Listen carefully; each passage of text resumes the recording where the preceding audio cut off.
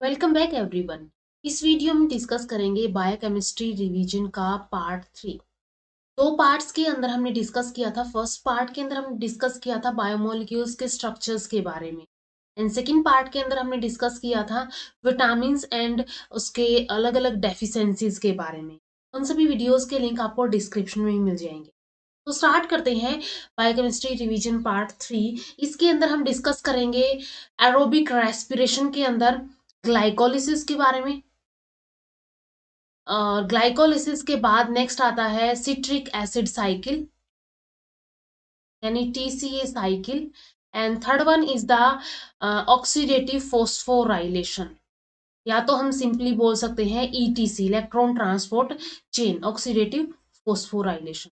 तो ये तीन टॉपिक्स हम आज की वीडियो में डिस्कस करेंगे। इसके अलावा ये जो भी रिवीजन है ये मैंने ली है पाथ फाइंडर की बुक है। इस टाइप की पाथ फाइंडर की बुक है, आप भी इसको खरीद सकते हैं, लिंक आपको डिस्क्रिप्शन में मिल जाएगा। ये आपको प्रिपरेशन में ही नहीं, आपको ये एमएससी में भी हेल्प करेगी। तो अगर आप अभी खरीदते हैं तो आगे भी जाके ये बहुत हेल्पफुल रहेगी। तो स्टार्ट करते हैं। सबसे फर्स्ट है ग्लाइकोलिसिस के बारे में अगर हम बात करें यहाँ पे, ठीक है, ग्लाइकोलिसिस या फिर हम सिंपली सेलुलर रेस्पिरेशन के बारे में बात करें। सबसे पहले हम सेलुलर रेस्पिरेशन या फिर हम बोल सकते हैं एरोबिक रेस्पिरेशन के बारे में हम स्पेसिफिकली इस वीडियो में बात करेंगे। तो इस रेस्पिरेशन के अंदर क्या होता है, यहाँ पे ग्लूकोज मॉलिक्यूल होता है C6H12O6। ये जो है ऑक्सीजन का यूज करके इसका क्या होता है, ब्रेक डाउन होता है, या फिर हम इसको बोल सकते हैं इसका ऑक्सीडेशन होता है, एंड ये बन जाता है 6CO2 प्लस वाटर के मॉलिक्यूल, एंड साथ में यहाँ पे एनर्जी निकलती है। एंड एनर्जी क्या होती है, कुछ एनर्जी एटीपी एंड कुछ हीट की फॉर्म में लॉस्ट हो जाती है, कुछ एटीपी की फॉर्म में स्टोर कर ली जाती है। तो ये सेलुलर रेस्पिरेशन की रिएक्शन होती है, या फिर हम बोल सकते हैं ग्लाइकोलिसिस की जो है रिएक्शन होती है। अब अलग अलग हम बात करें कि अलग अलग जो ये रिएक्शन है या फिर अलग अलग जो ये प्रोसेसेस है वो कहाँ होती है। यूकैरियोट्स के अंदर ग्लाइकोलिसिस साइटोसोल के अंदर होता है, ये इंपॉर्टेंट है। ठीक है, इसके ऊपर डायरेक्ट क्वेश्चन आ सकता है कि ग्लाइकोलिसिस जो है यूकैरियोट्स के अंदर कहाँ होता है या फिर प्रोकैरियोट्स के अंदर कहाँ होता है। सिट्रिक एसिड साइकिल जो है माइटोकॉन्ड्रियल मैट्रिक्स के अंदर होती है, एंड ऑक्सीडेटिव फोस्फोराइलेशन ये होता है इनर माइटोकॉन्ड्रियल मेम्ब्रेन के अंदर। प्रोकैरियोट्स के अंदर क्या होता है, glycolysis and citric acid cycle cytosol के अंदर होती है, एंड ऑक्सीडेटिव फोस्फोराइलेशन इसके अंदर प्लाज्मा मेम्ब्रेन के अंदर होता है। प्रीवियसली वीडियोस में हमने डिस्कस किया था बैक्टीरिया के स्ट्रक्चर के बारे में। तो उसमें बैक्टीरिया के स्ट्रक्चर के अंदर जो बैक्टीरियल मेम्ब्रेन होती है उसके अंदर मीजोजोम्स होते हैं, फोल्डिंग होती है मेम्ब्रेन की। तो उस मीजोजोम्स के अंदर ही कुछ रेस्पिरेशन के लिए इंजाइम्स होते हैं, ठीक है, तो वो ऑक्सीडेटिव फोस्फोराइलेशन में हेल्प करते हैं। तो ये यूकैरियोट्स एंड प्रोकैरियोट्स के अंदर यहाँ पे लोकेशन हो गई कि कौन सी जगह पे कौन सी प्रोसेस होगी। अब ग्लाइकोलिसिस की अगर हम बात करें, यूकैरियोट्स एंड प्रोकैरियोट्स दोनों के अंदर ही साइटोसोल के अंदर होता है, इसलिए इसको एक कॉमन पाथवे भी बोला जाता है कि कॉमन पाथवे जो eukaryotes as well as prokaryotes दोनों के अंदर ही पाया जाता है। तो ये होता है यहाँ पे ग्लाइकोलिसिस। अब अगर हम इसके अंदर लाइक यहाँ पे देखें कि ये सेल हो गई, सेल के अंदर यहाँ पे एक माइटोकॉन्ड्रिया है, ठीक है, यहाँ पे एक माइटोकॉन्ड्रिया है, और ये साइटोसोल हो गया और ऑर्गेनेल हमने नहीं बनाई है। तो इसके अंदर क्या होगा, सबसे फर्स्ट प्रोसेस ग्लाइकोलिसिस की, सबसे फर्स्ट प्रोसेस ग्लाइकोलिसिस। ग्लाइकोलिसिस में जो ग्लूकोज होती है वो क्या हो जाएगी, वो पायरिक एसिड के अंदर, पायरिक एसिड के अंदर टूट जाएगी। अब इस कंडीशन के अंदर यहाँ पे साथ में तो यहाँ पे एटीपी रिलीज होगी इस प्रोसेस के अंदर, इसके अलावा यहाँ पे रिलीज होगा NADH। अब ये जो है ये एंटर कर जाएगा TCA साइकिल के अंदर, जो कहाँ पे होगा, माइटोकॉन्ड्रियल मैट्रिक्स के अंदर होगा। अब इसके अलावा ये अगर हम बात करें, ये क्या हो गई यहाँ पे, ये हो गई इसकी लेयर, माइटोकॉन्ड्रिया की ये हो गई इसकी लेयर हो गई। तो यहाँ पे हमने बात की थी जो इनर माइटोकॉन्ड्रियल मेम्ब्रेन होती है, डबल मेम्ब्रेन होता है माइटोकॉन्ड्रिया, ये आउटर हो गई और ये वाली इनर हो गई। इस इनर माइटोकॉन्ड्रियल मेम्ब्रेन के अंदर यहाँ पे क्या होता है, यानी जो इनर माइटोकॉन्ड्रियल मेम्ब्रेन है इसके अंदर यहाँ पे पाया जाता है इलेक्ट्रॉन ट्रांसपोर्ट सिस्टम या फिर इलेक्ट्रॉन ट्रांसपोर्ट चेन, या फिर हम सिंपली बोल सकते हैं ऑक्सीडेटिव फॉस्फोराइलेशन जो है ये होता है इस इनर माइटोकॉन्ड्रियल मेम्ब्रेन के अंदर। तो इस कंडीशन के अंदर भी टीसीए से यहाँ पे क्या निकलता है, एनएडीएच निकलता है, जो कि इस ईटीसी या फिर ईटीएस के अंदर इन्वॉल्व हो जाता है। अब इस ईटीस या फिर ऑक्सीडेटिव फॉस्फोराइलेशन से भी एटीपी रिलीज होगी, टीसीए साइकिल से भी एटीपी रिलीज होगी एंड ग्लाइकोलिसिस से भी एटीपी रिलीज होगी। तो ये तो सिंपली बात थी कि कहाँ पे ये क्या रिएक्शन होगी या फिर प्रोसेस होगी। साइटोसोल के अंदर ग्लाइकोलिसिस, देन यहाँ पे ये क्या है, माइटोकॉन्ड्रियल मैट्रिक्स है जिसके अंदर सिट्रिक एसिड साइकिल होती है। इसके अलावा यहाँ पे जो ये मेम्ब्रेन है इनर माइटोकॉन्ड्रियल मैट्रिक्स वहां पे होती है ऑक्सीडेटिव फॉस्फोराइलेशन या फिर इलेक्ट्रॉन ट्रांसपोर्ट चेन यहाँ पे पाई जाती है। अब अगर प्रोसेसेस की बात करें, सबसे फर्स्ट प्रोसेस है ग्लाइकोलिसिस की। तो ग्लाइकोलिसिस के अंदर क्या होता है, ग्लाइकोलिसिस का एक नाम और होता है, इसको बोला जाता है ईएमपी पाथवे। ईएमपी पाथवे यानी कि यहाँ पे जिन साइंटिस्ट ने इसको डिस्कवर किया था उसके नाम पे ही इसका पाथवे का नाम दिया हुआ है, एम्बिडेन मेयरहोफ पाथवे। तो कई बार ऐसे भी पूछा जा सकता है कि ईएमपी में कितनी एनर्जी रिलीज हुई या फिर कुछ स्टेप्स के बारे में, तो ये ईएमपी से भी पूछा जा सकता है। अब ग्लाइकोलिसिस जो होती है, ग्लाइकोलिसिस एक ऑक्सीडेटिव प्रोसेस होती है। ग्लाइकोलिसिस एक ऑक्सीडेटिव प्रोसेस होती है। अब इसके अंदर क्या होता है, एक ग्लूकोज का मोलिक्यूल, ठीक है, वन ग्लूकोज मोलिक्यूल ऑक्सीडाइज्ड होता है, ऑक्सीडाइज्ड होता है या फिर इसका ऑक्सीडेशन होता है, ऑक्सीडेशन होता है एंड ये बना देता है टू मोल्स ऑफ या फिर two molecules of pyruvate. And यहाँ पे कुछ एंजाइम्स हेल्प करते हैं, स्टेप वाइज रिएक्शन होती है ये। तो यहाँ पे बहुत सारे एंजाइम्स होते हैं जिनके बारे में हम देखेंगे अभी।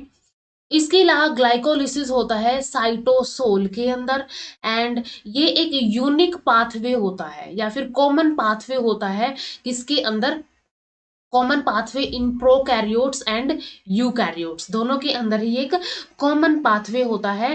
या फिर हम बोल सकते हैं एरोबिक एंड एनारोबिक रेस्पिरेशन के अंदर ये एक ग्लाइकोलिसिस एक यूनिक पाथवे होता है। अब ग्लाइकोलिसिस के अंदर यहाँ पे अगर हम बात करें, ये हो गया यहाँ पे ग्लाइकोलिसिस का पाथवे या फिर ईएमपी पाथवे, जिसके अंदर सबसे फर्स्ट ग्लूकोज, ठीक है, ग्लूकोज जो है ग्लूकोज 6 फोस्फेट के अंदर इसका फोस्फोराइलेशन हो जाता है, फोस्फोराइलेशन होता है सबसे पहले, यानी कि यहाँ पे 6 पोजीशन पे के ऊपर फोस्फेट ग्रुप यहाँ पे अटैच हो जाता है या फिर फोस्फोराइलेट ये हो जाती है glucose in the presence of enzyme hexokinase. And साथ में यहाँ पे कुछ डाइवेलेंट आयन जैसे कि मैग्नीशियम 2+ आयन या फिर मैग्नीज आयंस भी हेल्प करते हैं, ठीक है। तो ये हो गया हेक्सोकाइनेज। अब एक चीज याद रखनी है, ये जो काइनेज वर्ड आता है, काइनेज क्या करता है, हमेशा फोस्फेट को ऐड करता है। तो जहां पे भी काइनेज वर्ड आएगा वो फोस्फेट को वहां पे ऐड किया जाएगा। तो ये हेक्सोकाइनेज ग्लूकोज के अंदर 6th पोजीशन के ऊपर फोस्फेट को ऐड कर देता है।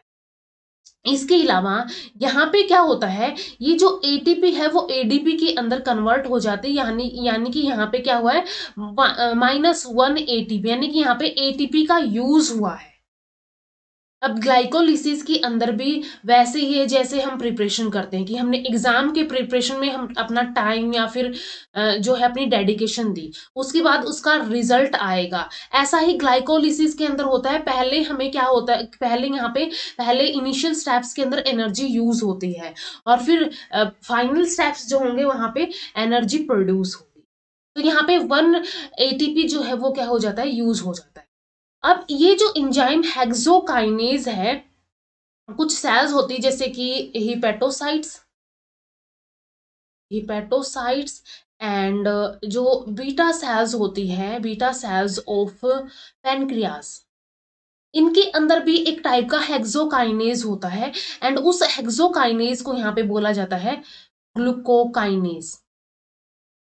और ये हेक्सोकाइनेज एंड जो ग्लूकोकाइनेज है, हेक्सोकाइनेज एंड ग्लूकोकाइनेज, ये दोनों आइसोजाइम्स होते हैं। ठीक है, क्या होते हैं? आइसोजाइम होते हैं। तो ये जो ग्लूकोकाइनेज है ये पाया जाता है हिपेटोसाइट्स एंड बीटा सेल्स जो होती हैं पैनक्रियाज की, उनके अंदर। फंक्शन इनका सेम ही है। इसके बाद नेक्स्ट यहाँ पे क्या होगा, ग्लूकोज 6 फॉस्फेट बन गया है। एंड ये जो यूनिडायरेक्शनल स्टेप है, ये रिवर्सिबल स्टेप है, ये यूनिडायरेक्शनल स्टेप है, ये हो गया, ये हो गया, या फिर ये हो गया। ये जो स्टेप्स है ये रेट डिटरमाइनिंग स्टेप होते हैं, ठीक है, या फिर रेट लिमिटिंग स्टेप्स होते हैं, जो यूनिडायरेक्शनल स्टेप्स होते हैं किसी भी पाथवे के अंदर। अब ये जो ग्लूकोज 6 फॉस्फेट है, ये फोस्फो ग्लूकोज ग्लूकोज में ग्लूको आइसोमरेज, ठीक है, फोस्फो ग्लूको आइसोमरेज की हेल्प से, यानी कि यहाँ पे क्या होगा, सिंपली आइसोमराइजेशन होगा। एंड ये आइसोमराइजेशन क्या करेगा, ग्लूकोज 6 फॉस्फेट को एक फ्रक्टोज 6 फॉस्फेट के अंदर कन्वर्ट कर देगा। अब ग्लूकोज 6 फॉस्फेट की अगर हम बात करें, ग्लूकोज 6 फॉस्फेट एक एल्डोज फॉर्म थी, और ये क्या है कि कीटोज फॉर्म है। तो यहाँ पे आइसोमराइजेशन हो गई है, एल्डोज फॉर्म जो है कीटोज फॉर्म के अंदर यहाँ पे कन्वर्ट हो गई। इसके बाद यहाँ पे जो एंजाइम था फोस्फो ग्लूको आइसोमरेज, ठीक है, जिसने क्या कर दिया, सिंपली आइसोमराइजेशन कर। इसके बाद जो ये फ्रक्टोज 6 फॉस्फेट था, फोस्फो फ्रक्टोकाइनेज की हेल्प से फ्रक्टोज 1,6 बिस फॉस्फेट के अंदर कन्वर्ट कर देगा इसको। ठीक है, यहाँ पे भी क्या है, ये एक रेट लिमिटिंग स्टेप है, यूनिडायरेक्शनल स्टेप है। तो फ्रक्टोज 6 फॉस्फेट फोस्फोफ्रक्टोकाइनेज की हेल्प से यहाँ पे क्या हो गई, फ्रक्टोज 1,6 फॉस्फेट के अंदर 1,6 बिस फॉस्फेट के अंदर कन्वर्ट हो गई। एंड यहाँ पे भी एक एटीपी का यूज होता है, एक एटीपी जो है ये क्या हो जाती है, एडीपी के अंदर कन्वर्ट हो जाती है। तो इस कंडीशन के अंदर भी क्या हुआ है, यहाँ पे ये स्टेप भी क्या हो गया है, फोस्फोराइलेशन यहाँ पे हुआ है। ठीक है, फोस्फोराइलेशन यहाँ पे हुआ है। अब इसके बाद नेक्स्ट यहाँ पे क्या होगा, अब ये जो फोस्फोफ्रक्टोकाइनेज है, फोस्फोफ्रक्टोकाइनेज के कुछ इनहिबिटर्स एंड कुछ एक्टिवेटर्स हैं जो हम डिस्कस करेंगे इस पाथवे के, जो भी इनहिबिटर्स एंड एक्टिवेटर्स है कौन कौन से स्टेप पे। अब ये जो फ्रक्टोज 1,6 बिसफोस्फेट है, ये एल्डोलेजिस की हेल्प से ग्लिसरैल्डिहाइड 3 phosphate and dihydroxy acetone phosphate के अंदर ब्रेक हो जाता है। ठीक है, एंड साथ में यहाँ पे एल्डोलेजिस के अलावा यहाँ पे जिंक आयंस भी यूज होते हैं। एंड ये जो ग्लिसरैल्डिहाइड 3 phosphate and dihydroxy acetone phosphate, ये रिवर्सिबल रिएक्शन में रहता है with the help of this enzyme triose phosphate isomerase. ठीक है, यहाँ पे एंजाइम होता है ट्रायोज फॉस्फेट आइसोमरेज, जिसको टीपीआई बोलते हैं, ट्रायोज फॉस्फेट आइसोमरेज। एंड तो यहाँ पे भी क्या हुआ है, सिंपली आइसोमरेज आया, तो यहाँ पे भी सिंपली आइसोमराइजेशन हुई, यहाँ पे भी आइसोमराइजेशन हुई है। अब यहाँ पे क्या होगा, ये जो ग्लिसरैल्डिहाइड 3 फॉस्फेट था, ये अब 1,3 बिस फोस्फोग्लिसरेट के अंदर, ठीक है, 1,3 बिस फोस्फोग्लिसरेट के अंदर ये कन्वर्ट हो जाएगा। और किस एंजाइम की हेल्प से कन्वर्ट होगा, ग्लिसरैल्डिहाइड 3 फॉस्फोडिहाइड्रोजिनेज, ग्लिसरैल्डिहाइड 3 फॉस्फोहाइड्रोजिनेज की हेल्प से ग्लिसरैल्डिहाइड 3 फॉस्फेट 1,3 बिस फोस्फोग्लिसरेट के अंदर कन्वर्ट हो जाता है। एंड साथ में यहाँ पे NAD+ एंड इनऑर्गेनिक फॉस्फेट जो है NADH एंड H+ आयंस के अंदर यहाँ पे जो है कन्वर्ट हो जाती है। तो यहाँ पे क्या हुआ है, NADH, या फिर हम बोले यहाँ पे, अगर यहाँ पे 2 मॉलिक्यूल्स थे, यहाँ पे ये 2 मॉलिक्यूल्स यूज किए हैं, हर जगह 2 ही 2 चलेंगे, तो यहाँ पे 2 NADH के मॉलिक्यूल यहाँ पे प्रोड्यूस हो। इसके बाद नेक्स्ट स्टेप में यहाँ पे क्या होगा, नेक्स्ट स्टेप में 1,3 बिसफोस्फोग्लिसरेट, यानी कि 1,3 बिसफोस्फोग्लिसरेट यानी कि BPG। ठीक है, बीपीजी जो है अब 3 फॉस्फोग्लिसरेट के अंदर कन्वर्ट हो जाता है with the help of phosphoglycerate kinase. ठीक है, फोस्फोग्लिसरेट काइनेज, एंड यहाँ पे एक एडीपी जो है एटीपी के अंदर कन्वर्ट हो जाता है। एंड इस कंडीशन में अगर हम देखें, ये जो 1,3 बिसफोस्फोग्लिसरेट है यानी कि बीपीजी है, ये जो बीपीजी है ये एक ये जो स्टेप है, इस ये जो बीपीजी है ये क्या होता है, एक सबस्ट्रेट होता है with high phosphoryl transferase potential. ठीक है, इस बीपीजी की क्या होती है, हाई पोटेंशियल होती है, high potential, high phospho high phosphoryl transferase, high phosphoryl transfer potential इसके पास होती है बीपीजी को, इसलिए इस स्टेप को बोला जाता है सबस्ट्रेट लेवल फोस्फोराइलेशन। क्योंकि इस रिएक्शन के अंदर अगर हम इस स्टेप के अंदर देखें, ये सबस्ट्रेट है एंड ये इस रिएक्टेंट के इस प्रोडक्ट के अंदर कन्वर्ट हुआ है या फिर रिएक्टेंट है, तो ये सबस्ट्रेट जो है, इस सबस्ट्रेट की हाई फोस्फोराइल ट्रांसफर पोटेंशियल होती है, इसलिए इसको सबस्ट्रेट लेवल फोस्फोराइलेशन बोला जाता है। इसके बाद ये 3-फोस्फोग्लिसरेट जो है 2-फोस्फोग्लिसरेट के अंदर कन्वर्ट हो जाएगा with the help of phosphoglycerate mutase की हेल्प से। ठीक है, यहाँ पे एंजाइम क्या है, फोस्फोग्लिसरेट म्यूटेज, एंड ये जो 2-फोस्फोग्लिसरेट है अब इनोलेज की हेल्प से, इनोलेज एंड साथ में यहाँ पे मैग्नीशियम एंड मैग्नीज आयंस की हेल्प से ये कन्वर्ट हो जाएगा फोस्फोइनोल पायरेट के अंदर, फोस्फोइनोल पायरेट के अंदर ये कन्वर्ट हो जाता है पीईपी के अंदर।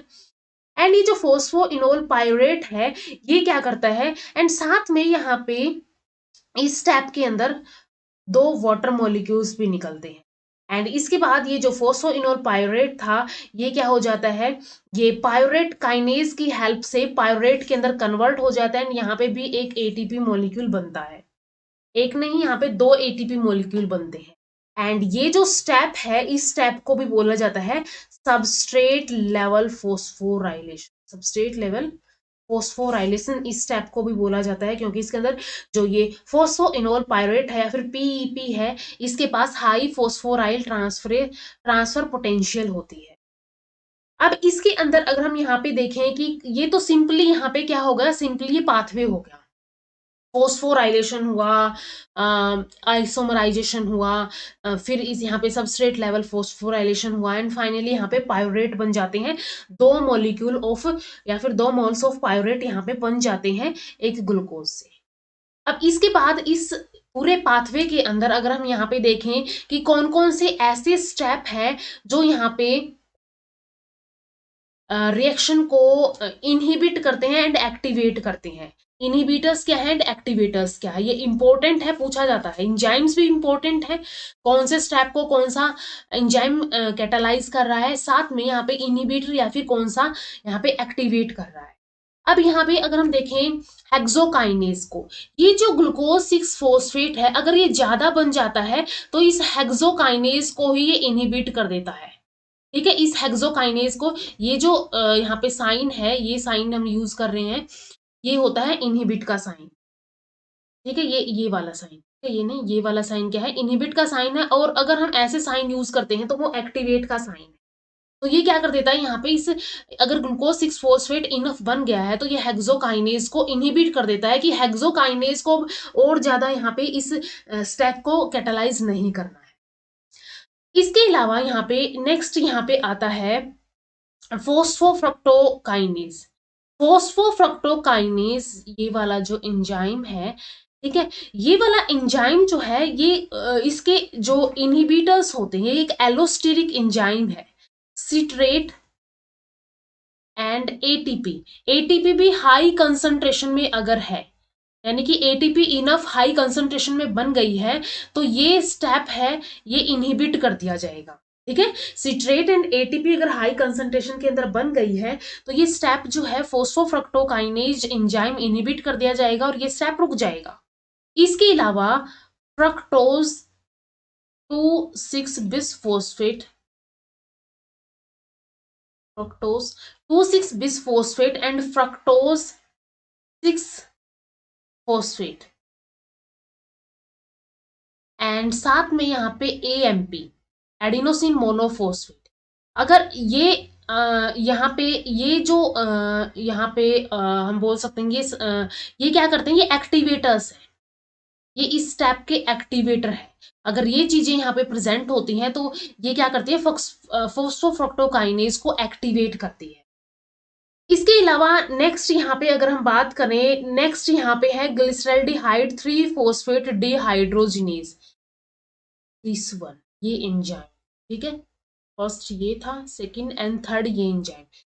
ये जो एंजाइम है आइडोएसीटेट, आइडोएसीटेट, आइडोएसी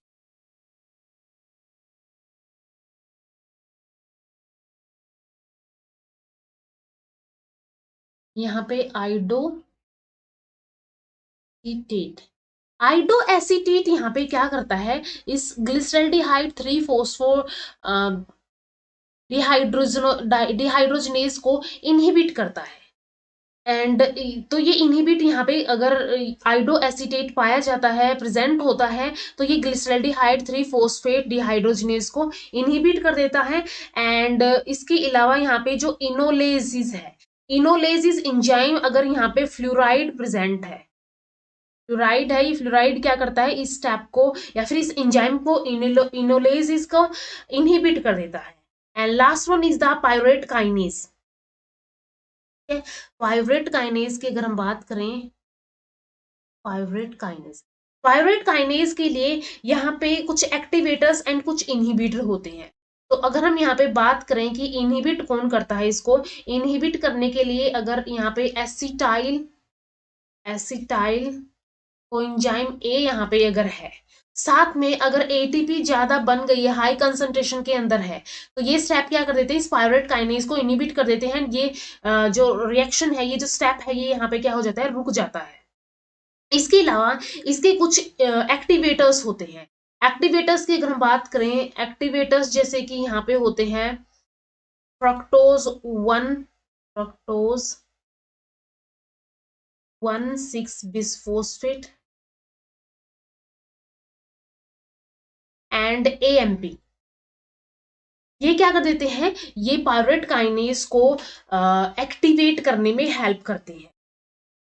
तो ये इसके अलावा जो पायरेट काइनेज है, यहाँ पे कुछ डाइवलेंट आयन जैसे कि मैग्नीशियम एंड पोटेशियम आयंस की भी रिक्वायरमेंट होती है। तो ये हो गया यहाँ पे ओवरऑल इसके इनहिबिटर्स एंड इसके एंजाइम्स के बारे में। फिर एक्टिवेटर्स जो हो गई, हेक्सोकाइनेज को ग्लूकोज 6 फोस्फेट इनहिबिट करता है, फोस्फोफ्रक्टोकाइनेज को सिस्ट्रेट एंड एटीपी की अगर हाई कंसंट्रेशन है तो इस फोस्फोफ्रक्टोकाइनेज एंजाइम को इनहिबिट कर देते हैं। इसके अलावा अगर fructose 2,6 bisphosphate and fructose 6 phosphate and AMP है, तो वो क्या कर देते हैं, इस एंजाइम को एक्टिवेट कर देते हैं। इसके अलावा आइडोएसीटेट क्या करता है, ग्लिसरल्डिहाइड 3 फोस्फेट डिहाइड्रोजिनेज को इनहिबिट कर देता है। एंड इनोलेजिस को जो फ्लोराइड है वो इनहिबिट करता है। पायरेट काइनेज के acetyl co A and ATP अगर हाई कंसंट्रेशन में है तो इस स्टेप को इनहिबिट कर देंगी। एंड फ्रक्टोज 1,6 बिसफोस्फेट एंड एएमपी अगर है यहाँ पे, तो इस स्टेप को ये पायरेट काइनेज या फिर इस एंजाइम को ये एक्टिवेट कर देंगे। तो ये ओवरऑल यहाँ पे पाथवे हो गया। अब अगर हम एटीपी की बात करें, यहाँ पे 1 एटीपी यूज हुआ है, यहाँ पे 1 एटीपी यूज हुआ है, तो इसको इस वाले स्टेप को बोला जाता है, यहाँ तक जो ये यहाँ तक स्टेप को बोला जाता है पे ऑफ स्टेप, पे ऑफ, या फिर इसको एनर्जी इन्वेस्टमेंट स्टेप या फिर फेज बोला जाता है, या फिर इसको प्रिपरेटरी फेज बोला जाता है। इसके बाद जो नेक्स्ट स्टेप है यहाँ से लेके लास्ट तक, इसको बोला जाता है पे ऑफ, ठीक है, इसको बोला जाता है प्रिपरेटरी फेज, या फिर इसके अंदर जो एटीपी है वो लॉस होती है एंड एटीपी यहाँ पे गेन होती है, तो इसको बोला जाता है पे ऑफ फेज, या फिर एनर्जी जनरेशन फेज इसको बोला जाता है, ठीक है। तो यहाँ पे एनर्जी जनरेशन की अगर हम बात करें, यहाँ पे 2 मॉलिक्यूल ऑफ NADH एंड यहाँ पे 2 ATP एंड साथ में यहाँ पे भी निकले हैं 2 ATP, ठीक है। तो इस इतनी यहाँ पे क्या होते हैं, मॉलिक्यूल्स जो है ATP के प्रोड्यूस होते हैं। अब अगर हम इसके अंदर नेट ये देखेंगे कि नेट रिएक्शन क्या हुई, ठीक है। नेट रिएक्शन की अगर हम बात करें तो नेट रिएक्शन जो है ये हुई है यहाँ पे यानी ग्लाइकोलिसिस की नेट रिएक्शन की हम बात कर रहे हैं। तो यहाँ पे स्टार्टिंग में ग्लूकोज था एंड 2 NAD प्लस यहाँ पे यूज हुए थे, 2 ADP यहाँ पे यूज हुए थे, साथ में यहाँ पे 2 फोस्फेट मॉलिक्यूल यहाँ पे यूज हुए एंड ओवरऑल इसका जो प्रोडक्ट होगा वो बनता है 2 पायरेट, साथ में 2 NADH, 2 ATP एंड 2 वाटर के मॉलिक्यूल। ठीक है, ये होती है नेट या फिर ओवरऑल रिएक्शन ग्लाइकोलिसिस। अब यहाँ पे अगर हम देखें, ये जो पायरेट यहाँ पे बन गया है, ये पायरेट यहाँ पे बन गया है, इस पायरेट का ऑक्सीडेशन होगा सबसे पहले। ठीक है, इसका ऑक्सीडेशन होगा, देन ये एंटर कर जाएगा ग्लाइकोल एंटर कर जाएगा नेक्स्ट TCA साइकिल के अंदर। तो ये जो पायरेट ऑक्सीडेशन होता है, ये होता है माइटोकॉन्ड्रियल मैट्रिक्स के अंदर। माइटोकॉन्ड्रियल, क्योंकि हमने देखा था TCA साइकिल जो है ये मैट्रिक्स के अंदर होती है। ठीक है, तो माइटोकॉन्ड्रियल मैट्रिक्स के अंदर ही होता है। तो इसके अंदर होता क्या है, यहाँ पे जैसे हमने देख लिया था कि पायरेट तो यहाँ पे बन ही गया है, 2 मॉलिक्यूल पायरेट के यहाँ पे बन गए हैं। तो पायरुवेट जो है कोएंजाइम ए यहाँ पे आएगा एंड यहाँ पे क्या होगा, यहाँ पे बन जाएगा acetyl OA plus carbon dioxide. And यहाँ पे जो ये पायरेट ऑक्सीडेशन है या फिर ये स्टेप है, ये स्टेप किया जाता है PDH एंजाइम या फिर PDH कॉम्प्लेक्स की हेल्प से। ठीक है, PDH कॉम्प्लेक्स यानी कि पायरेट डिहाइड्रोजनेस कॉम्प्लेक्स होता है, उसकी हेल्प से होता है। साथ में यहाँ पे कुछ को एंजाइम्स एंड को फैक्टर्स भी यहाँ पे पाए जाते हैं। इसके अलावा यहाँ पे NAD प्लस जो है ये NADH2 NADH के अंदर कन्वर्ट हो जाता है। अब ये जो है ये स्टेप एंटर करता है TCA साइकिल के अंदर। अब यहाँ पे हमने ये जो PDH कॉम्प्लेक्स की बात की है, ये PDH कॉम्प्लेक्स जो है इसके अंदर 3 एंजाइम होते हैं, E1 E2 and E3। E1 होता है पायरेट डिहाइड्रोजिनेज, E2 होता है डाईहाइड्रोलिपोइल ट्रांस एसिटाइलेज एंड थर्ड होता है यहाँ पे E3 जिसको बोला जाता है डाईहाइड्रोलिपोइल डिहाइड्रोजिनेज। तो ये 3 एंजाइम होते हैं इस PDH या फिर पायरेट डिहाइड्रोजिनेज कॉम्प्लेक्स के। अब इन 3 जो एंजाइम है इनके कुछ फंक्शंस होते हैं, जैसे कि E1 की अगर हम बात करें, E1 करता है डीकार्बोक्सिलेशन, डीकार्बोक्सिलेशन करता है एंड ऑक्सीडेशन करता है पायरेट का, यानी जो फर्स्ट हमने देखा था ऑक्सीडेशन ऑफ पायरेट, ये क्या करता है, ये फर्स्ट एंजाइम करता है। सेकेंड एंजाइम का काम होता है catalysis transfer of acetyl group group 2 coenzyme A and जो थर्ड एंजाइम है इसका काम होता है रीऑक्सीडेशन का। ये क्या करता है, रीऑक्सीडाइजेस डाईहाइड्रो लिपोअमाइड। ठीक है, ये काम होते हैं इन तीनों एंजाइम के और ये कॉम्प्लेक्स इंपॉर्टेंट है, इनके नाम भी इंपॉर्टेंट है। ये फंक्शन हो गई। इसके बाद ये जो यहाँ पे एंजाइम्स हैं इनकी अगर हम बात करें यहाँ पे इन एंजाइम्स की, E1 E2 and E3, E1 E2 and E3। E1 जो है इसके अंदर नंबर ऑफ पॉलीपेप्टाइड, ये एंजाइम के कॉम्प्लेक्स हो गए एंड इसके बाद ये जो नंबर ऑफ पॉलीपेप्टाइड है इनके अंदर कुछ नंबर ऑफ पॉलीपेप्टाइड पाए जाते हैं एंड ये होते हैं यूकैरियोट एंड प्रोकैरियोट के अंदर अलग अलग। यूकैरियोट्स के अंदर E1 के अंदर 24 होते हैं, प्रोकैरियोट्स के अंदर 24 होते हैं एंड यूकैरियोट्स के अंदर 30 होते हैं। इसके बाद नेक्स्ट यहाँ पे प्रोकैरियोट्स के अंदर 24 ही होते हैं एंड यहाँ पे 12 होते हैं, E2 के अंदर 60 होते हैं एंड यहाँ पे भी 12 होते हैं। तो यूकैरियोट्स एंड प्रोकैरियोट्स के अंदर नंबर ऑफ पॉलीपेप्टाइड पाई जाती है। साथ में यहाँ पे कुछ को फैक्टर्स होते हैं। कोफैक्टर्स क्या होंगे, E1 के कोफैक्टर होते हैं TPP यानी कि जो थाइमिन पायरोफॉस्फेट होता है। ठीक है, TPP यानी कि थाइमिन पायरोफॉस्फेट जो कि E1 का यहाँ पे कोफैक्टर होता है।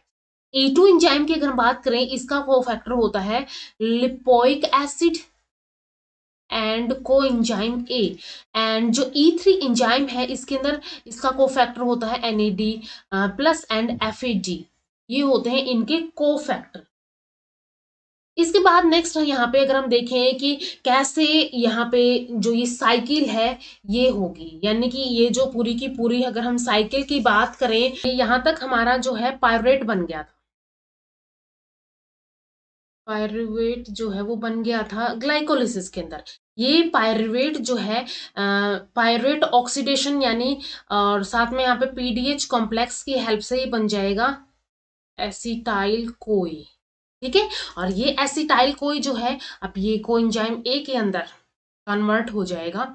एंड यहाँ पे जो एंजाइम होगा, एंजाइम सारे के सारे यहाँ पे इंपॉर्टेंट है।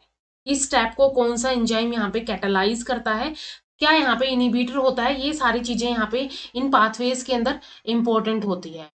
अब यहाँ पे एक एंजाइम होता है जिसको बोला जाता है सिट्रेट सिंथेटेज। सबसे पहले हम स्टेप्स देख लेते हैं। एसिटाइल कोए से यहाँ पे सिट्रेट बना, सिट्रेट से यहाँ पे नेक्स्ट यहाँ पे बन जाएगा सिस एकोनिटेज, सिस एकोनिटेज से यहाँ पे आइसोसिट्रेट, आइसोसिट्रेट से यहाँ पे बन जाएगा alpha ketoglutarate, alpha ketoglutarate से यहाँ पे बनेगा सक्सिनाइल, सक्सिनाइल कोए, सक्सिनाइल कोए से यहाँ पे बन जाएगा सक्सीनेट, सक्सीनेट से यहाँ पे नेक्स्ट बनेगा फ्यूमेरेट, फ्यूमेरेट से यहाँ पे नेक्स्ट बन जाएगा मैलेट, एंड मैलेट से यहाँ पे बनता है ऑक्सैलो एसीटेट। अब इसके एंजाइम्स की अगर हम बात करेंगे कौन कौन से एंजाइम्स यहाँ पे यूज होंगे, तो यहाँ पे सबसे फर्स्ट स्टेप में एंजाइम यूज होता है सिट्रेट सिंथेज, एंड ये एक सिंपली कंडेंसेशन स्टेप होता है। अब ये जो सिट्रेट से सिस एकोनिटेज के अंदर ये जाएगा, तो यहाँ पे एक एंजाइम होता है जिसको बोला जाता है एकोनिटेज, और यहाँ पे भी सेम यही एंजाइम एकोनिटेज ही यूज होगा। अब साथ में यहाँ पे क्या होता है, यहाँ पे वाटर निकलता है, एंड यहाँ पे इस स्टेप के अंदर वाटर यूज होता है, हाइड्रेशन होता है, यहाँ पे जो है डिहाइड्रेशन होता है। अब ये जो आइसोसिट्रेट है ये क्या होगा, अल्फा कीटोग्लूटरेट के अंदर कन्वर्ट हो जाएगा with the help of isocitrate, isocitrate dehydrogenase. अब यहाँ पे क्या होगा, इस स्टेप के ऊपर CO2 प्लस NaDH निकलते हैं, एंड इस स्टेप को बोला जाता है, इस स्टेप को बोला जाता है ऑक्सीडेटिव डीकार्बोक्सिलेशन, ऑक्सीडेटिव डीकार्बोक्सिलेशन। इसके बाद नेक्स्ट यहाँ पे अगर हम देखें, नेक्स्ट स्टेप में अल्फा कीटोग्लूटरेट से यहाँ पे कोई इंजाइम ए, को इंजाइम जो है ये क्या होगा, ये ट्रांसफर होगा, एंड ये सक्सिनाइल कोई के अंदर बन जाएगा, एंड यहाँ पे इंजाइम जो होगा ये इंजाइम होता है alpha ketoglutarate dehydrogenase. And यहाँ पे भी इस स्टेप के अंदर भी CO2 plus CO2 plus NaDH निकलते हैं। तो इस स्टेप को भी सेम क्या बोला जाता है, इस स्टेप को भी बोला जाता है ऑक्सीडेटिव, ऑक्सीडेटिव डीकार्बोक्सिलेशन। ठीक है, इस स्टेप को भी ऑक्सीडेटिव डीकार्बोक्सिलेशन बोला जाता है। अब ये जो सक्सिनाइल को ए है, सक्सिनेट थायोकाइनेज की हेल्प से, सक्सिनेट थायोकाइनेज की हेल्प से सक्सिनेट के अंदर कन्वर्ट हो गया। अभी जो सक्सिनेट है इस स्टेप के अंदर यहाँ पे क्या होता है, इस स्टेप के अंदर को एंजाइम ASH ये निकल गया है, साथ में यहाँ पे ATP भी निकलती है। एंड इस स्टेप को बोला जाता है सबस्ट्रेट लेवल फोस्फोराइलेशन। ठीक है, इस स्टेप को सबस्ट्रेट लेवल फोस्फोराइलेशन स्टेप को बोला जाता है। सक्सिनाइल को ए जो है इसके पास एक हाई फोस्फोराइल ट्रांसफर पोटेंशियल होती है। अब ये जो सक्सिनेट है, ये सक्सिनेट डिहाइड्रोजनेज की हेल्प से, सक्सिनेट डिहाइड्रोजिनेज की हेल्प से फ्यूमरेट के अंदर कन्वर्ट हो जाता है। एंड इस स्टेप के अंदर क्या होता है, FADH2 निकलता है। एंड ये स्टेप होता है डिहाइड्रोजिनेशन, यानी कि यहाँ पे भी क्या होता है, वाटर का लॉस होता है। अब ये जो फ्यूमरेट बन गया है, फ्यूमरेट मैलेट के अंदर कन्वर्ट होगा with the help of fumarase enzyme. And इस स्टेप के ऊपर हाइड्रेशन होता है, यानी कि वाटर मॉलिक्यूल ऐड हो जाता है। एंड ये मैलेट जो है ये ऑक्सैलो एसीटेट के अंदर कन्वर्ट हो जाता है with the help of malate dehydrogenase.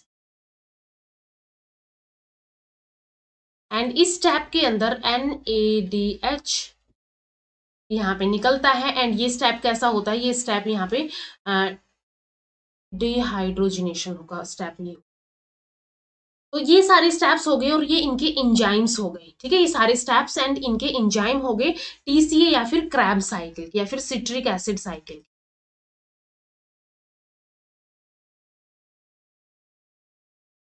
अब इसके अंदर, इस साइकिल के अंदर कुछ यहाँ पे इनहिबिटर्स होते हैं जो इन स्टेप्स को इनहिबिट करते हैं। जैसे कि यहाँ पे अगर हम देखें, सबसे पहला यहाँ पे एकोनिटेज को, यहाँ पे ये जो एंजाइम एकोनिटेज है इसको इनहिबिट करेगा। इसको इनहिबिट करने के लिए यहाँ पे फ्लूरो एसीटेट होता है। फ्लूरो एसीटेट क्या करता है, एकोनिटेज एंजाइम को इनहिबिट करता है। ठीक है, एकोनिटेज एंजाइम को ये इनहिबिट कर देता है।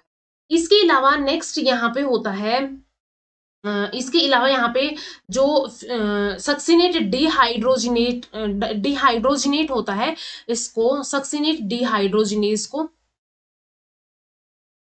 इसको इनहिबिट करता है यहाँ पे मेलोनेट। मेलोनेट क्या करता है, सक्सिनेट डिहाइड्रोजिनेज को यहाँ पे इनहिबिट कर देता है। इसकी जो भी इसका फंक्शन है, इस एंजाइम को इनहिबिट कर देगा। तो नेक्स्ट क्या होगा, नेक्स्ट ये कन्वर्जन रुक जाएगा और साइकिल भी रुक जाएगी। तो ये दो यहाँ पे क्या होते हैं, इनके इनहिबिटर होते हैं। फ्लूरो एसीटेट एकोनिटेज को इनहिबिट करेगा एंड मेलोनेट सक्सिनेट डिहाइड्रोजिनेज को इनहिबिट करेगा। इसके अलावा यहाँ पे ऑक्सीडेटिव डीकार्बोज और डीकार्बोक्सिलेशन होता है दो स्टेप्स के अंदर। एंड एक स्टेप यहाँ पे सबस्ट्रेट लेवल फोस्फोराइलेशन का होता है। तो इसकी ओवरऑल रिएक्शन की अगर हम बात करें, नेट रिएक्शन क्या होगी यहाँ पे, सबसे पहले यहाँ पे एसिटाइल कोए था, एसिटाइल कोए था। एंड इसके अलावा यहाँ पे 3D+ FAD एंड यहाँ पे यूज हुआ था ADP। इसके अलावा इसकी जगह पे GDP भी हो सकता है, तो GTP बनेगा।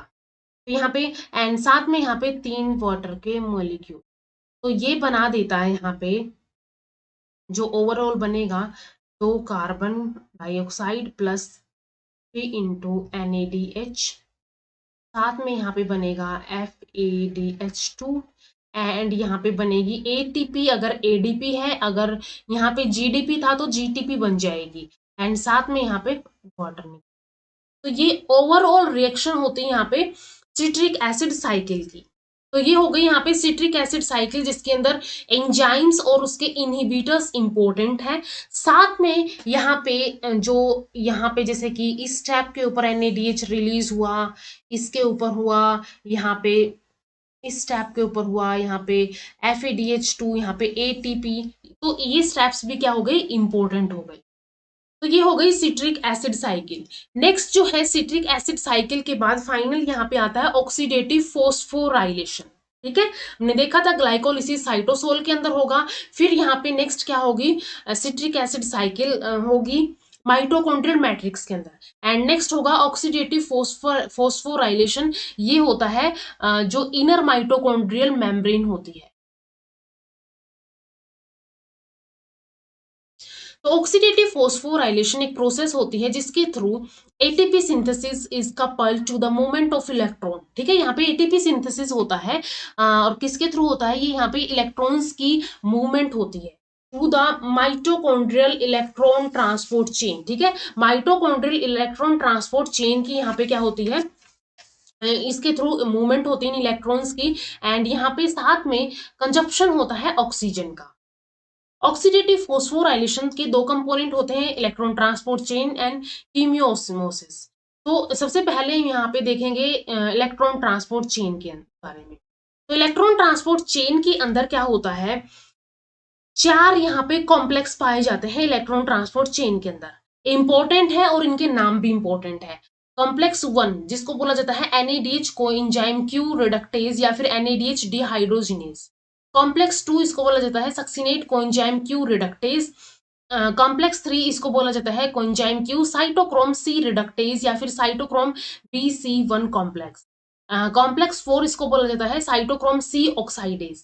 ये चारों के चारों जो कॉम्प्लेक्स हैं ये इलेक्ट्रॉन कैरियर्स की तरह एक्ट करते हैं एंड इनके अंदर प्रोस्थेटिक ग्रुप भी पाए जाते हैं। जैसे कि यहाँ पे प्रोस्थेटिक ग्रुप की बात करें, कॉम्प्लेक्स 1, 2, 3 एंड 4।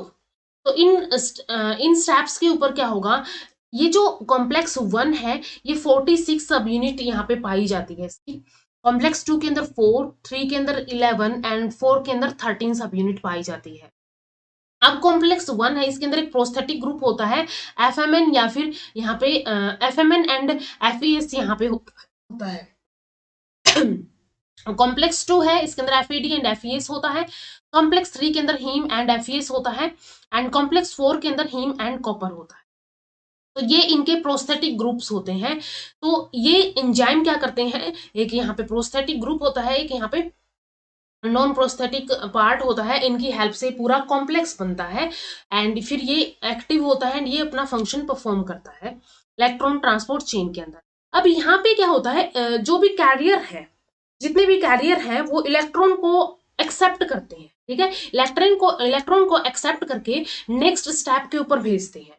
तो यहाँ पे क्या होता है, each carrier accept an electron or an electron pair from a carrier with less reduction potential।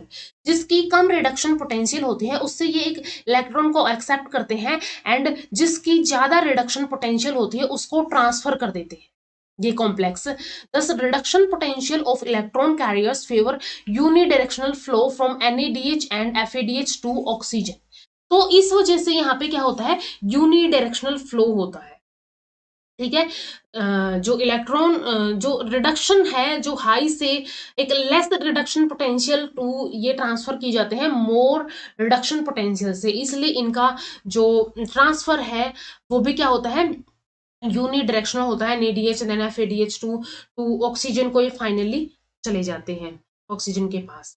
अब यहाँ पे जो अलग अलग कॉम्प्लेक्स की हमने बात की है, कॉम्प्लेक्स 1 क्या करता है, हाइड्रोजन आयन ग्रेडियंट को एस्टेब्लिश करता है by pumping 4 hydrogen ion across the membrane from the matrix into the intermembrane space. ठीक है, यहाँ पे अगर हम देखें, जैसे कि यहाँ पे हमने बात कर ली कि ये इंटर मेम्ब्रेन स्पेस है, ये इनर माइटोकॉन्ड्रियल मेम्ब्रेन है। तो यहाँ पे ये पाए जाते हैं, ये जो हमने कॉम्प्लेक्स की बात की है, कॉम्प्लेक्स 1, 2, 3, 4 एंड 5th कॉम्प्लेक्स होता है जिसको ATP सिंथेटेज बोला जाता है। तो यहाँ पे हम 4 कॉम्प्लेक्स की पहले ETC के अंदर बात करेंगे।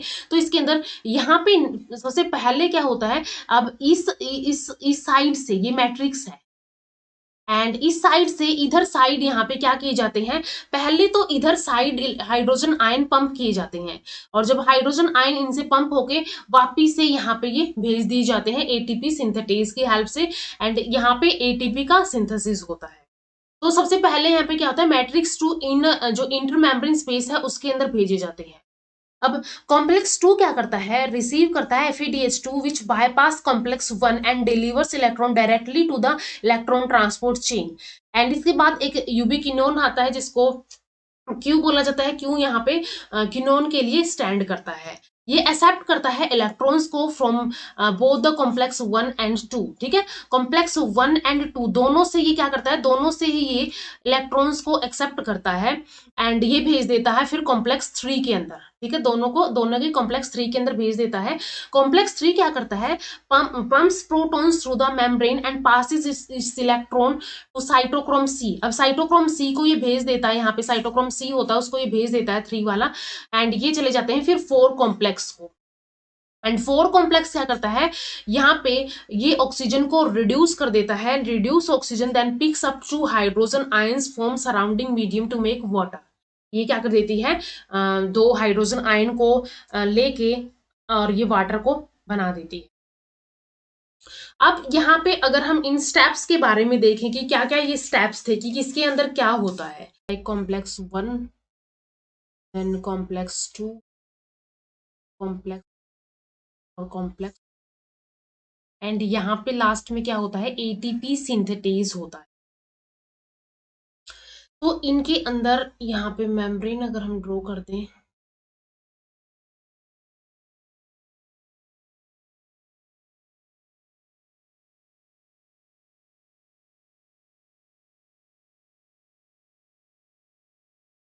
तो ये मेम्ब्रेन जो है ये क्या हो गई, यहाँ पे ये हो गई है इनर माइटोकॉन्ड्रियल मेम्ब्रेन। इधर साइड यहाँ पे होता है मैट्रिक्स, एंड इधर साइड होता है इंटर मेम्ब्रेन स्पेस, क्योंकि यहाँ पे आउटर मेम्ब्रेन भी इसके बाहर यहाँ पे पाई जाती है, तो ये इनर मेम्ब्रेन स्पेस होता है।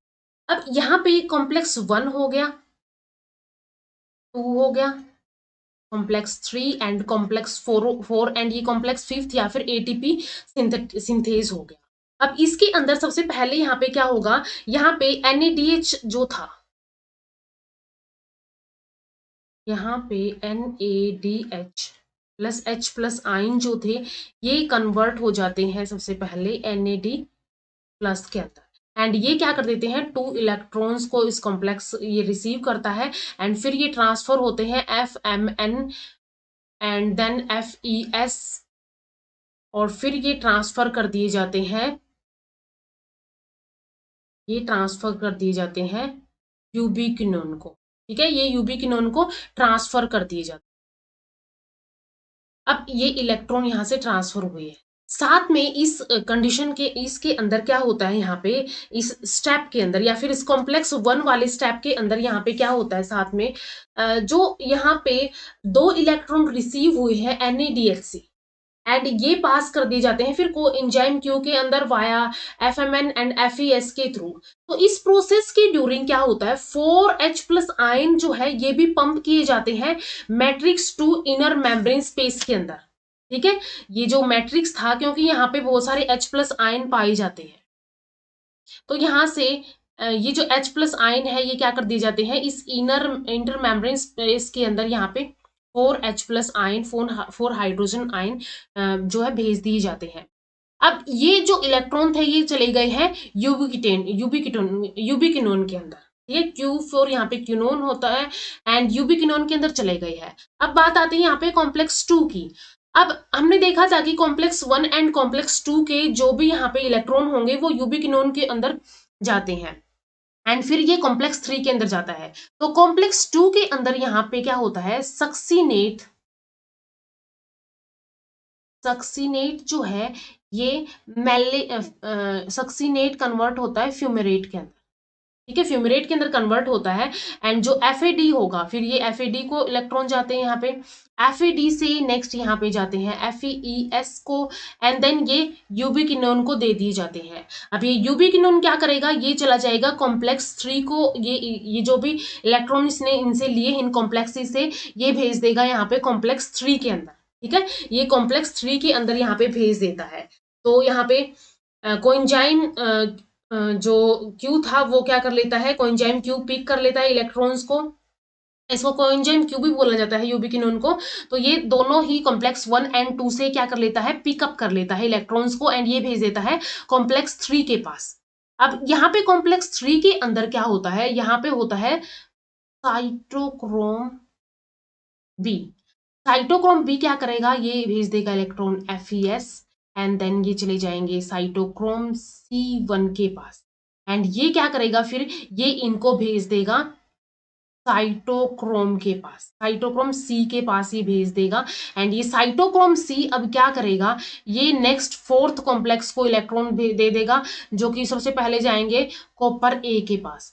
कॉपर ए से यहाँ पे नेक्स्ट क्या होगा, ये चले जाएंगे साइटोक्रोम ए के पास। ठीक है, साइटोक्रोम ए के पास गए, साइटोक्रोम ए से ये चले जाते हैं साइटोक्रोम ए3 के पास। एंड देन ये चले जाते हैं कॉपर बी के पास। ठीक है, ये चले जाते हैं कॉपर बी के पास। एंड ये जो है यहाँ पे हमने देखा था कि कॉम्प्लेक्स 4 के अंदर यहाँ पे ऑक्सीजन जो है वो 2 मॉलिक्यूल ऑफ हाइड्रोजन यूज करके वाटर के अंदर बन जाती है। तो इन स्टेप्स के अंदर यहाँ पे थर्ड स्टेप के अंदर क्या हुआ, थर्ड स्टेप के अंदर इलेक्ट्रॉन जो है ये आए यूबिक्विटिन या फिर कोएंजाइम क्यू से ये आए। एंड ये साइटोक्रोम सी के पास चले गए। साइटोक्रोम सी के पास किसके थ्रू गए, ये गए via cytochrome B, then FES and cytochrome C1 की हेल्प से। एंड ये साइटोक्रोम सी के पास चले गए हैं। साइटोक्रोम सी से अब क्या होगा, यहाँ पे ये चले जाएंगे यहाँ पे copper A, then cytochrome A3 and then B के पास। एंड इस कंडीशन के अंदर भी यहाँ पे जो हाइड्रोजन आयन है वो इधर भेजे जाते हैं। 4 हाइड्रोजन आयन जो है ये भेज दिए जाते हैं थर्ड स्टेप के ऊपर। 4 हाइड्रोजन आयन यहाँ पे भेज दिए जाते हैं। इस स्टेप के अंदर यहाँ पे 2 हाइड्रोजन आयन यहाँ पे भेज दिए जाते हैं इस साइड। एंड साथ में ये जो फोर्थ कॉम्प्लेक्स है इसके अंदर यहाँ पे क्या होता है, अब यहाँ पे क्या होता, यहाँ पे बहुत सारे मैट्रिक्स के अंदर H+ आयन्स थे। ठीक है, तो यहाँ पे क्या होता है, 2 यहाँ पे फ्री H+ आयन लिए जाते हैं। साथ में यहाँ पे इलेक्ट्रॉन्स, कुछ इलेक्ट्रॉन्स जो होते हैं, ये जो इलेक्ट्रॉन ट्रांसफर हो रहा होता है इस ईटीसी के अंदर, तो कुछ इलेक्ट्रॉन यहाँ से एग्जिट कर जाते हैं और वो मैट्रिक्स के अंदर आ जाते हैं। तो यहाँ पे 2 इलेक्ट्रॉन ले लिए जाते हैं जो कि एग्जिट करते हैं। साथ में यहाँ पे मॉलिक्यूलर ऑक्सीजन होती है, यानी कि हाफ ऑक्सीजन होती है। ठीक है, हाफ ऑक्सीजन यहाँ पे होती है। एंड ये क्या करती है, अब ये वाटर के अंदर कन्वर्ट हो जाती है। तो यहाँ पे क्या था, यहाँ पे इस रिएक्शन के अंदर हाफ O2 था, साथ में 2H+ आयन लिए और ये बन गया H2O के अंदर। एंड यहाँ पे भी स्टेप के अंदर क्या हुआ, 2H+ आयन जो है ये इंटरमेम्ब्रेन स्पेस से मैट्रिक्स के अंदर भेज दिए गए। अब यहाँ पे ये जो भी यहाँ पे प्रोटॉन्स आए हैं, अब ये प्रोटॉन्स क्या होंगे, ये ट्रांसफर होंगे, ये वापिस से आएंगे इस एटीपी सिंथेज से, ये आएंगे इस एटीपी सिंथेज से वापिस से मैट्रिक्स के अंदर। एंड यहाँ पे क्या होगा, ये जो यहाँ पे एडीपी होता है, ये एडीपी क्या करेगा, इनऑर्गेनिक फॉस्फेट यूज करके एटीपी के अंदर कन्वर्ट हो जाएगा, यानी कि यहाँ पे एटीपी जो है बन जाती है और ये H+ आयन इधर जब ये पंप किए जाते हैं। अब इसके अंदर इस एटीपी सिंथेटेज के अंदर 2 यूनिट्स होती है, F1 होती है एंड F0 सब यूनिट्स होती हैं। ठीक है, 2 कंपोनेंट या फिर सब यूनिट होती है। ये क्या है, एटीपी सिंथेज है। ये एटीपी सिंथेज है, एटीपी का सिंथेसिस यहाँ पे किया जाता है। तो ये क्या होगा, यहाँ पे ये ईटीसी की जो पूरी की पूरी चेन है ये यहाँ पे होती है। सबसे पहले यहाँ पे क्या है, NADH एंड जो NADH एंड H+ आयन क्या करते हैं, ये NAD एंड 2 इलेक्ट्रॉन कॉम्प्लेक्स 1 इसको रिसीव करता है, फिर ये यूबिक्विटिन या फिर यूबिक्विनोन या फिर कोएंजाइम Q के अंदर इसको दे दिया जाता है। ये कैसे जाते हैं, वाया FMN FES के थ्रू। एंड इस प्रोसेस के ड्यूरिंग 4H+ आयन भी मैट्रिक्स टू इंटरमेम्ब्रेन स्पेस के अंदर भेजे जाते हैं। अब कॉम्प्लेक्स 2 क्या करता है, सक्सिनेट को फ्यूमरेट के अंदर यहाँ पे जब ये कन्वर्जन होता है तो FAD एंड FES के थ्रू इलेक्ट्रॉन्स जो है अगेन किसके अंदर चले जाते हैं, यूबिक्विनोन के अंदर चले जाते हैं। एंड ये इलेक्ट्रॉन्स जो है अब कॉम्प्लेक्स 3 के अंदर चले जाते हैं। कॉम्प्लेक्स 3 के अंदर क्या होता है, ये electron cytochrome B, FES and cytochrome C1 के थ्रू साइटोक्रोम C के अंदर चले जाते हैं। एंड यहाँ पे भी 4H+ आयन क्या कर दिए जाते हैं, मैट्रिक्स टू इंटरमेम्ब्रेन स्पेस के अंदर भेज दिए जाते हैं। अब साइटोक्रोम C क्या करता है, ये साइटोक्रोम A एंड A3 के वाया इनको भेज देता, यहाँ पे साथ में molecular oxygen 2 H+ ion use करके वाटर के अंदर कन्वर्ट हो जाते हैं। एंड यहाँ पे 2 H+ आयन पंप कर दिए जाते हैं मैट्रिक्स टू इंटरमेम्ब्रेन स्पेस को। तो ये कॉम्प्लेक्स 4 हो गया। अब जितने भी यहाँ पे प्रोटॉन बने थे इंटर मेम्ब्रेन स्पेस के अंदर आए थे पंप होके, ये क्या किए जाएंगे, एटीपी सिंथेटेज इनको यूज करेगा एनर्जी या फिर एटीपी, एक प्रोटॉन ग्रेडियंट यहाँ पे बनता है यहाँ पे इस साइड, एंड फिर ये जो है ये इसके थ्रू एटीपी सिंथेस के थ्रू यहाँ पे ये आते हैं, एंड यहाँ पे इलेक्ट्रॉन ट्रांसपोर्ट जो है ये एटीपी इस वे में सिंथेसाइज करता है इस एडीपी एंड साथ में यहाँ पे इनऑर्गेनिक फॉस्फेट को यूज करके। अब इस पूरी स्टेप्स के अंदर कुछ यहाँ पे इनहिबिटर्स पाए जाते हैं। उन इनहिबिटर्स की अगर हम बात करें, ये भी एक डायग्राम है यहाँ पे। तो इनहिबिटर्स जो है इलेक्ट्रॉन ट्रांसपोर्ट चेन के, सबसे पहला यहाँ पे होता है कॉम्प्लेक्स 1 का इनहिबिटर। तो ये कॉम्प्लेक्स 1 के लिए रोटिनोन होता है, इसके अलावा यहाँ पे होता है एमो बार्बिटल या फिर इसको अमाइटल बोला जाता है। इसके बाद नेक्स्ट यहाँ पे होता है पायरिसिडिन ए। हाँ, तो ये क्या हो गए, ये तीनों के तीनों क्या है, ये तीनों के तीनों इनहिबिटर्स होते हैं। किसके इनहिबिटर होते हैं, कॉम्प्लेक्स 1 के। कॉम्प्लेक्स 1 को ये इनहिबिट कर देंगे और इलेक्ट्रॉन ट्रांसपोर्ट चेन को ये रोक देंगे। इसके बाद यहाँ पे नेक्स्ट होता है एंटीमाइसिन ए। ये क्या करता है, कॉम्प्लेक्स 3 को इनहिबिट करता है। एंड साइनाइड यहाँ पे होता है और साथ में यहाँ पे होता है कार्बन मोनोऑक्साइड। ये इनहिबिट करते हैं कॉम्प्लेक्स 4 को, या फिर हम बोल सकते हैं जो टर्मिनल ट्रांसफर होता है उसको ये रोक देते हैं। तो ये इनहिबिटर्स होते हैं इलेक्ट्रॉन ट्रांसपोर्ट चेन के, ये या फिर हम बोल सकते हैं ये रेगुलेट करते हैं, या फिर जो है अगर ये स्टेप्स ये अगर यहाँ पे पाए जाते हैं इनहिबिटर्स, तो ये इलेक्ट्रॉन ट्रांसपोर्ट चेन रुक जाती है। अब ओवरऑल अगर हम देखें कि कितनी एटीपी का यहाँ पे प्रोडक्शन होता है, तो ओवरऑल जो है यहाँ पे इस एरोबिक रेस्पिरेशन के अंदर 10 NADH बनते हैं, 2 FADH बनते हैं यहाँ पे, एंड इसके अलावा 4 ATP यहाँ पे बनते हैं ओवरऑल। ठीक है, 4 ATP यहाँ पे बनते हैं। तो नेक्स्ट यहाँ पे आती है ऑक्सीडेटिव फॉस्फोराइलेशन के अंदर कीमोऑस्मोटिक theory.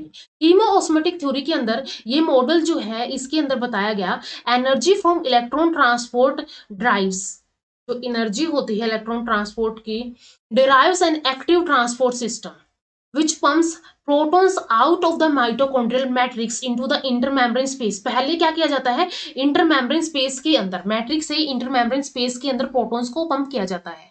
This action generates an electrochemical gradient for protons। तो प्रोटॉन्स का एक इलेक्ट्रोकेमिकल ग्रेडियंट बन जाता है with a lower pH value outside the inner mitochondrial membrane than out inside।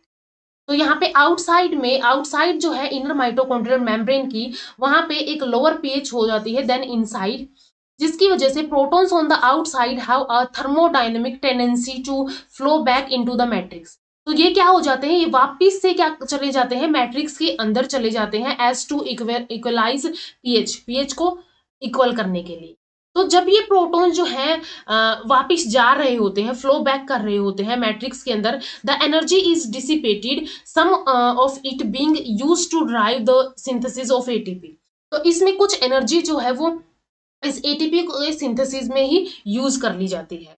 अब ये जो एटीपी सिंथेस की हमने बात की थी, ये एक मल्टी प्रोटीन एटीपी सिंथेस होता है, जो या फिर F0 F1 कॉम्प्लेक्स या फिर इसको कॉम्प्लेक्स 5 बोला जाता है। ये क्या करता है, catalyse ATP synthesis as protons flow back through the inner membrane down the electrochemical proton gradient. ठीक है, वापिस से ये जब इधर आते हैं, it consist 2 components F0 and F1 इसके अंदर होता है। F0 क्या होता है, embedded in the inner mitochondrial membrane, inner mitochondrial membrane के अंदर एम्बेडेड होता है। इसके अंदर एक A सब यूनिट होती है एंड एक B सब यूनिट होती है। ठीक है, एक A होती है, एक B सब यूनिट होती है, A हो गई एंड B सब यूनिट होती है, एंड 9 to 12 C सब यूनिट होती है। ये 9 to 12 C सब यूनिट होती है। तो ये ABC 3 सब यूनिट इसके अंदर पाई जाती है। अब F1 की अगर हम बात करें, F1 जो है ये बना होता है 3 अल्फा 3 बीटा, इसके अलावा गामा डेल्टा एंड एप्सिलॉन इन सब यूनिट्स की। ठीक है, अल्फा हो गया, बीटा हो गया, इसके अलावा ये डेल्टा हो गया, यहाँ पे ये बीच में ये हो गया, यहाँ पे गामा हो गया और ये एप्सिलॉन हो गया। Is tightly bound to F nought. F nought से ये टाइटली बाउंड करता है ये F1 and protrudes into the matrix. ये मैट्रिक्स के अंदर प्रोट्रूड करता है एंड 3b सब यूनिट इसके अंदर पाई जाती है that are the sides of the ATP synthesis. At the centre of F1 is the, centre में क्या होती है, ये गामा सब यूनिट होती है। गामा सब unit extend through F1 and interacts with F note. ये एक्सटेंड करती है एंड F नोट के साथ इंटरेक्ट करती है। The gamma and epsilon and C, ये 9 to 12 जो सब यूनिट थी, कॉम्प्लेक्स इज अ रोटोर या फिर मूविंग यूनिट होती है। ठीक है, क्या होती है, रोटोर या फिर मूविंग यूनिट ये बनती है, ये वाली, ये तीनों।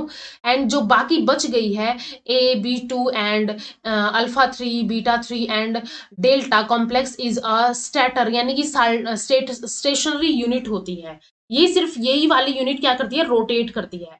Rotational motion is imparted to the rotor by the passage of proton. अब ये जो रोटेशन कैसे होती है, जब प्रोटॉन्स का पैसेज होता है तब यहाँ पे रोटेशन होती है। अब एटीपी थ्योरेटिकल यील्ड की अगर हम बात करें, यहाँ पे 2 ATP निकले थे। ठीक है, 2 ATP यहाँ पे निकले, 2 NADH यानी कि 4 ATP यहाँ पे निकले। इसके बाद यहाँ पे 2 NADH निकले, यानी कि पायरेट का जब ऑक्सीडेशन हुआ यानी कि 6 ATP।